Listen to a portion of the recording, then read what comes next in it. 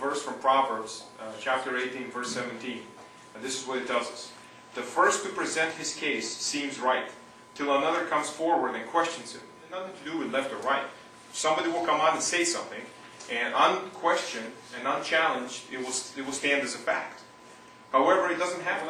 What I'm going to try to share with you today is some resources that I have found useful, and we have found useful, Jennifer and I, in basically keeping us informed about topics that you wouldn't normally seek out yourself. They're important, and when you see them, you know that they're important, but you just don't know what you don't know. John Locke Foundation. Actually, one of the speakers on our first Tea Party, the April 15th Tea Party, was from the John Locke Foundation. And he handed out some resources, which is how I found out about this group. The mission statement for the John Locke Foundation explains best what they do. The John Locke Foundation employs research, journalism, and outreach programs to transform government through competition, innovation, personal freedom, and personal responsibility. The John Locke Foundation seeks a better balance between the public sector and the private institutions of family, faith, community, and enterprise. They have several resources on their website. They have a ton of information. They even have a special John Locke Foundation section for Western North Carolina that deals with issues on this side of the state, basically. And they also issue annual reports on local county government efficiencies and transparency. So you can go and find reports there on which county government has their checkbook accessible and open online for citizens to see. Which ones have their finances accurately reported online for citizens to access. Which ones have access to their school system fund that I like from the John Locke Foundation. It's called the Carolina Journal. And it's a free daily email update. And what they do is they reviewed in all of the newspapers in North Carolina, the whole state, newspapers and online publications, news publications. They review the headlines and they provide an email in the morning. It comes between 6 and 7 a.m. in the morning of all the important headlines in North Carolina for current topics, developments, and particular issues that are on. You would have gotten email updates with the following headlines that you can click and read. North Carolina's high unemployment rate has stuck the state in a $1.4 billion debt just this year. Lexington's plan to annex about 1,600 Davidson County residents are indefinitely stalled after a judge ruled in favor of a group that filed a lawsuit against the city last year. This is the city forcefully trying to annex 1,600 residents of the county. Because in North Carolina, the Civitas Institute is a group that we came in touch with when we went for the healthcare protest in Raleigh, right?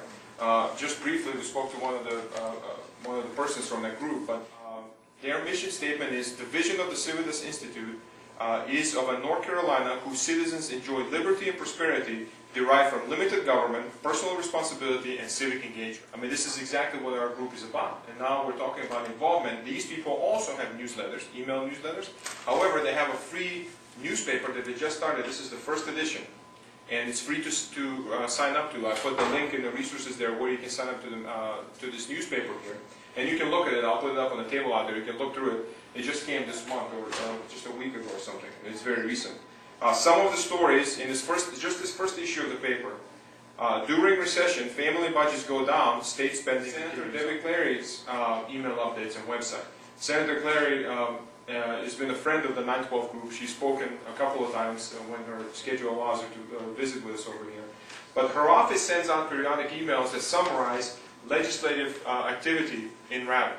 Stuff that she's working on, stuff that she's familiar with, things that she supports, that she doesn't support, and they send out this email, and again, tons of information that you would not know that you need to know. Our government Best Produced website also has a newsletter.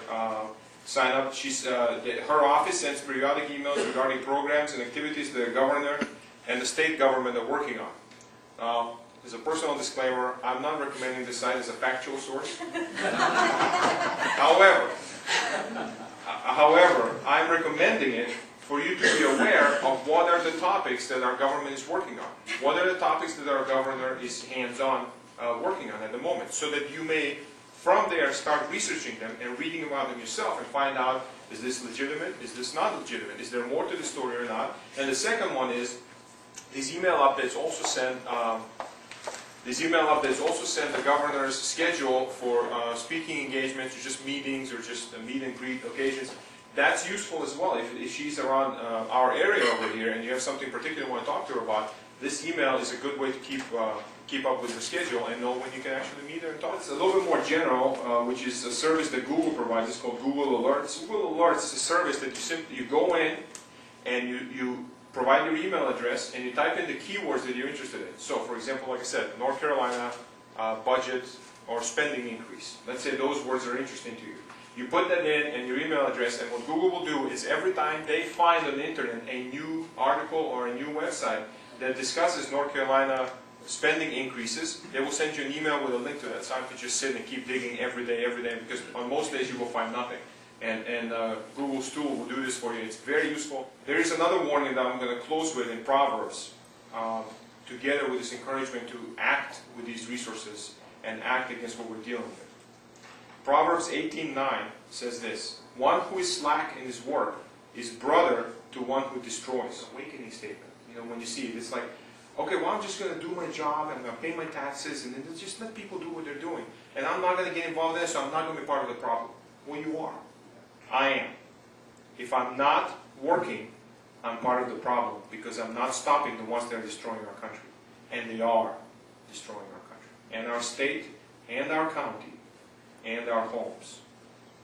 Let's not let that happen. Thanks.